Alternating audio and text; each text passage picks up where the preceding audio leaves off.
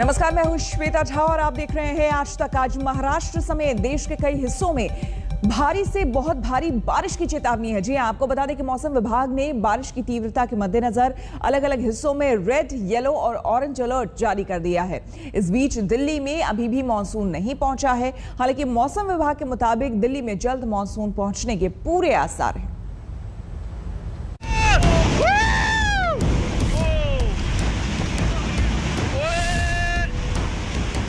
देश के कई हिस्से पानी की मार से त्राहिमाम कर रहे हैं। लगातार बारिश के बाद हिमाचल प्रदेश के धर्मशाला में बादल फटा तो तबाही ही आ गई।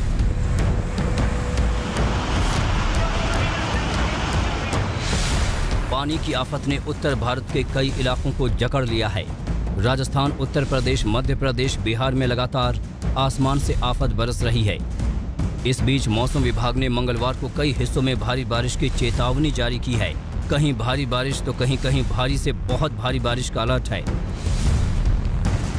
राजस्थान और जम्मू कश्मीर के लिए मौसम विभाग ने ऑरेंज अलर्ट जारी किया है। ऑरेंज अलर्ट गुजरात, कर्नाटक के कुछ हिस्से और असम के लिए भी है, जबकि हिमाचल प्रदेश, उत्तराखंड और उत्तर प्रदेश के लिए येलो अलर्ट है। मध्य प्रदेश, आंध्र प्रदेश, बिहार, झारखंड, केरल और पश्चिम बंगाल के कुछ हिस्सों में भी येलो अलर्ट है। कोंकण, गोवा और मध्य महाराष्ट्र के लिए मौसम विभाग का रेड अलर्ट है। एक्सपेक्ट करेंगे कि अगले 3-4 दिन में वाइड स्प्रेड रेनफॉल, डेफिनेट खास करके अगले 4 दिनों में मराठवाड़ा, मध्य महाराष्ट्र एंड कोंकण एरिया में आपको वाइड स्प्रेड रेनफॉल होगा।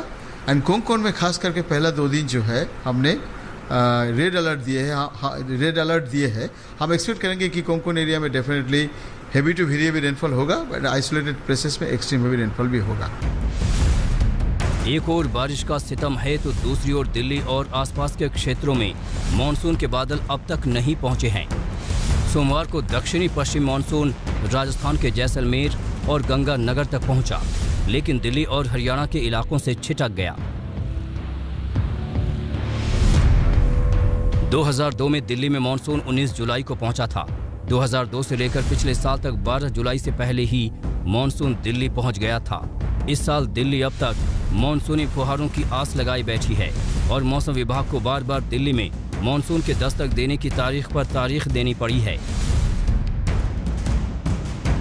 दिल्ली का जो है, कल आप देखेंगे, कल से जो है क्लाउड तो है, ओवरकास्ट है और बीच बीच में सूरज देवता दिखाई देते हैं, लेकिन विंड जो है मॉइस्ट है, बट टेम्परेचर कम हुआ है। तो ये दिखाता है कि मानसून का प्रभाव है।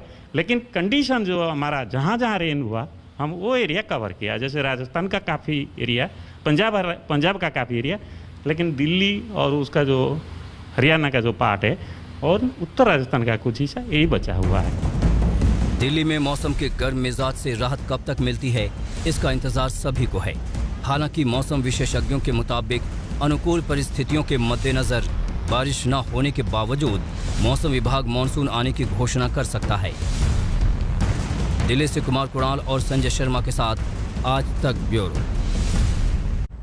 कुदरत का तांडव बिहार में लगातार जारी है। आधे जून के बाद से बिहार में शुरू हुआ बाढ़ का सिलसिला थमता नजर नहीं आ रहा है। बिहार के शहर बाढ़ की चपेट में हैं। नदियां उफान मार रही है और लोगों के मकान, दुकान डूब रहे हैं। बिहार में कुदरत के तांडव के बाद बाढ़ के पानी में बह रही है बर्बादी की कई कहानियां। देखिए।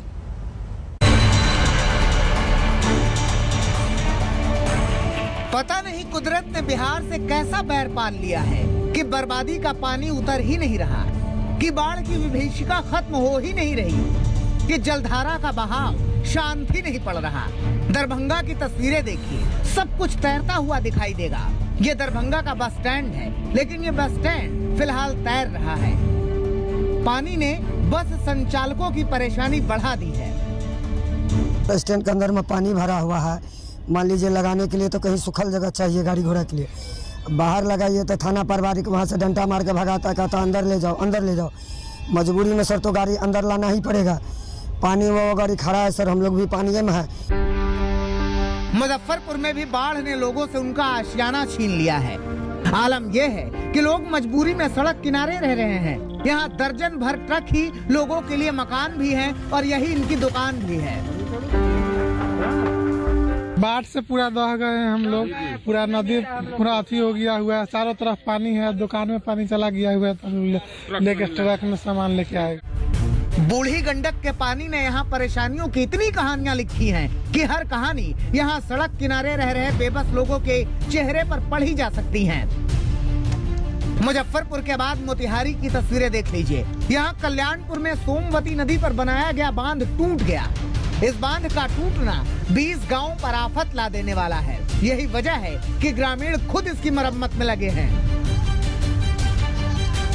पुनातपुर पंचायत के कुनिया गांव में सोमवती नदी जाती है, जो कुनिया गांव होकर के जाती है, और यह टूट गई। और हम लोगों के द्वारा, आम जनता के द्वारा मुखिया जी, विधायक जी और बीडीओ साहब को भी सूचना दिया गया, जिस पर कोई कार्रवाई अभी तक नहीं हुई। समस्तीपुर के लोग आक्रोशित हैं क्योंकि बारिश का पानी घरों में घुस आया है। जल जमाव की वजह से लोगों का चलना दूभर है। बिहार में कुदरत ने तांडव मचाया हुआ है। जून के महीने से शुरू हुआ बाढ़ का कहर यहाँ थमने का नाम ही नहीं ले रहा। आज तक ब्यूरो। मॉनसून सत्र और राज्य में चुनाव को लेकर कांग्रेस आलाकमान एक्शन में है। लोकसभा में कांग्रेस अपना नेता बदल सकती है। सूत्रों के मुताबिक सोनिया गांधी ने कल 14 जुलाई को बैठक बुलाई है।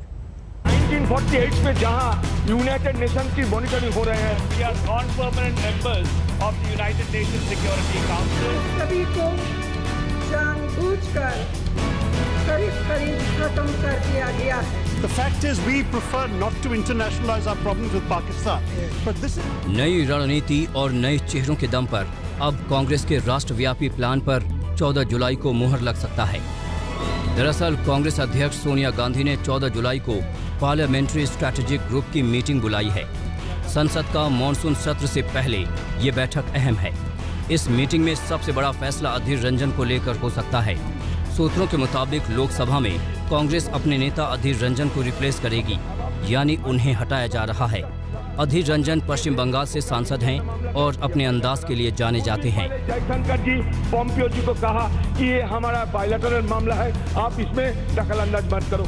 सूत्रों से मिली जानकारी के मुताबिक अधीर रंजन की जगह शशि थरूर, मनीष तिवारी और फिर गौरव गोगोई नया चेहरा हो सकते हैं। फाइनल मुहर सोनिया गांधी को लगानी है। इसके साथ साथ कांग्रेस लोकसभा में पार्टी व्हिप को भी बदलेगी। आपको बता दें, संसद का मॉनसून सत्र 19 जुलाई से प्रारंभ होने जा रहा है और ये 13 अगस्त तक चलेगा। मॉनसून सत्र से पहले मोदी कैबिनेट में बड़ा फेरबदल हुआ और अब कांग्रेस में भी बड़े बदलाव की तैयारी है। आनंद पटेल, दिल्ली, आज तक। और अब बात जनसंख्या नियंत्रण कानून की, जिसका ड्राफ्ट उत्तर प्रदेश में तैयार करके 19 जुलाई तक सबसे राय मांगी गई है। आबादी ज्यादा तो जनता के लिए जरूरी संसाधनों का बंटवारा सभी को बराबरी और जरूरत के मुताबिक मिल पाना कठिन होता है। ये बात सच है, लेकिन राजनीति में 2 दूनी 4 कभी नहीं होता।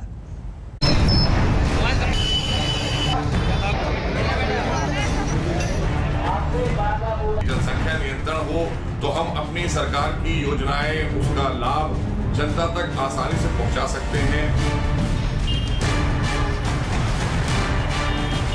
मुसलमानों को टारगेट किया जा रहा है। ये ड्राफ्ट वाकई में फिर से एक चुनावी स्टंट के तौर पर उसको देखा जाना चाहिए। विकास के लिए और सामाजिक समरसता के लिए उचित नहीं है।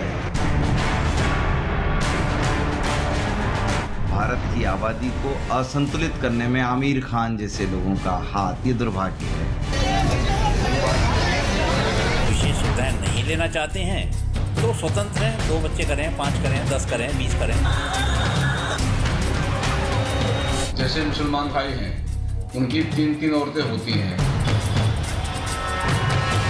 मुस्लिम वर्ग है खासतौर से, उसमें जो अशिक्षित लोग भी हैं तो वो जनसंख्या अपनी बढ़ाना शुरू करेंगे।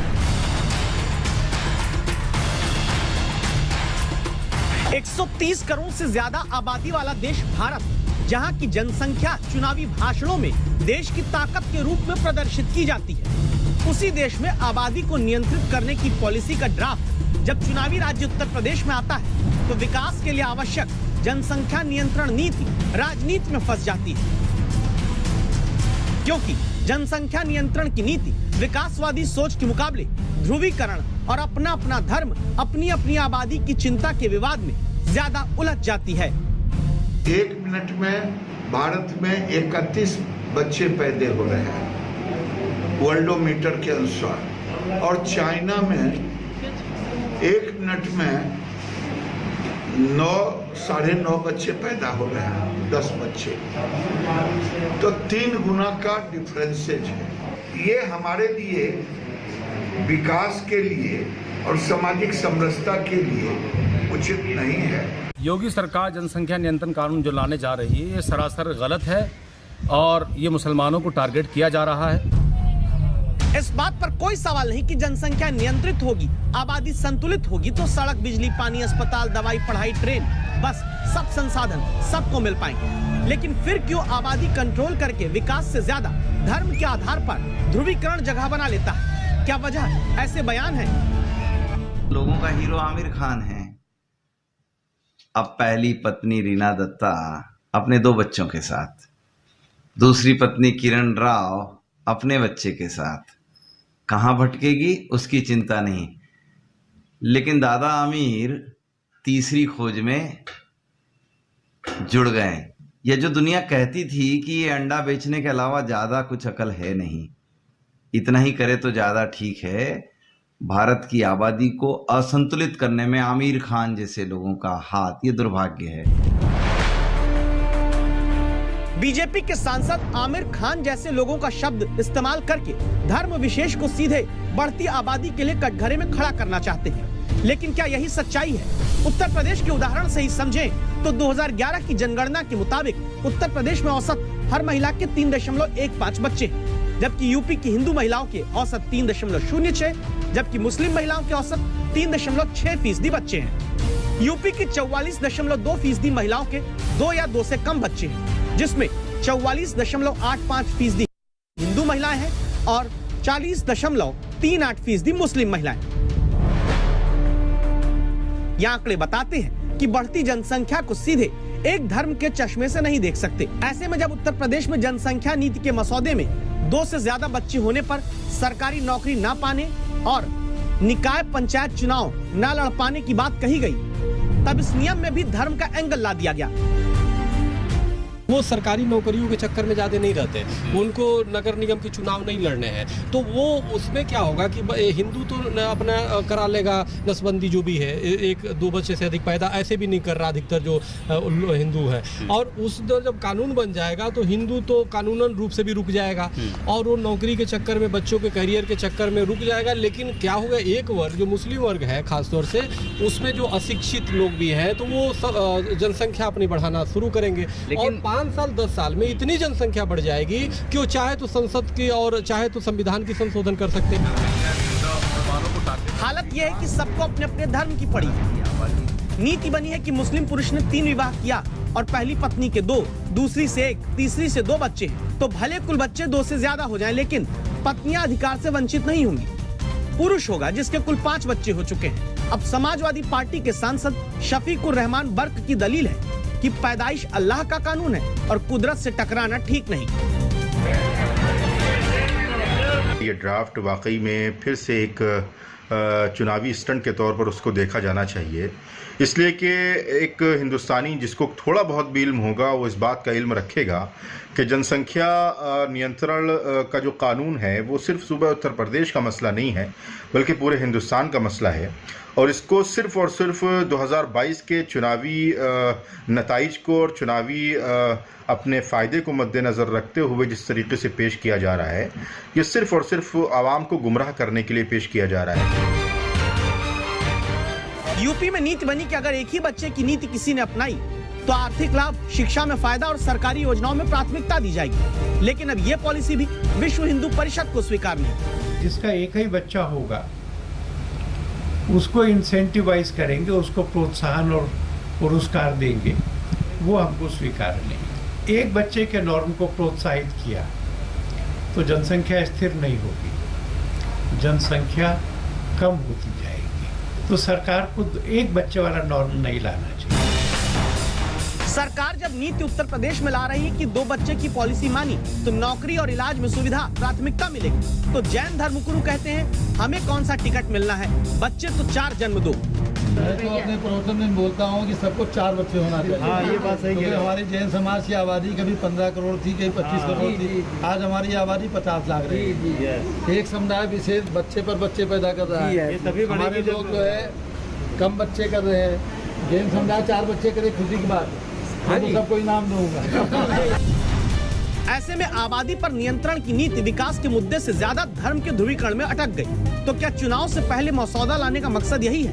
क्या और तरीके भी जनसंख्या नियंत्रण के हो सकते हैं? जनसंख्या नियंत्रण के लिए अगर आप सिर्फ कानून बना करके कोई उसका उपाय करेंगे, ये सभी ठीक से संभव नहीं है। ये सबसे बड़ी चीज है कि जब महिलाएं पूरे तौर पर पढ़ी रहेंगी तो इतनी जागृति आती है, इतना कॉन्शसनेस होता है कि अपने आप प्रजनन दर घटेगा। लेकिन बहुत लोग लगता है खाली कानून बना देंगे और उससे हो जाएगा, तो वो तो अपना सोच है अपना। यूपी में अभी जनसंख्या नियंत्रण नीति के ड्राफ्ट पर रायशुमारी कराई जा रही है। अभी जब नीति का मसौदा आया है तब धर्म के नाम पर जुबानी लड़ाई हो रही है। अगले 7 महीने में चुनाव होना है, तब तक विकासवादी सोच का जनसंख्या नियंत्रण कानून तो लागू नहीं होगा, लेकिन ध्रुवीकरण वाली राजनीतिक बयानों की आबादी तेजी से बढ़ती रहेगी। दिल्ली से संजय शर्मा और आशुतोष मिश्रा के साथ कुमार अभिषेक, लखनऊ, आज तक। हमारे लिए वक्त हो गया है छोटे से ब्रेक का। बने रहे हमारे साथ, देखते रहिए आज।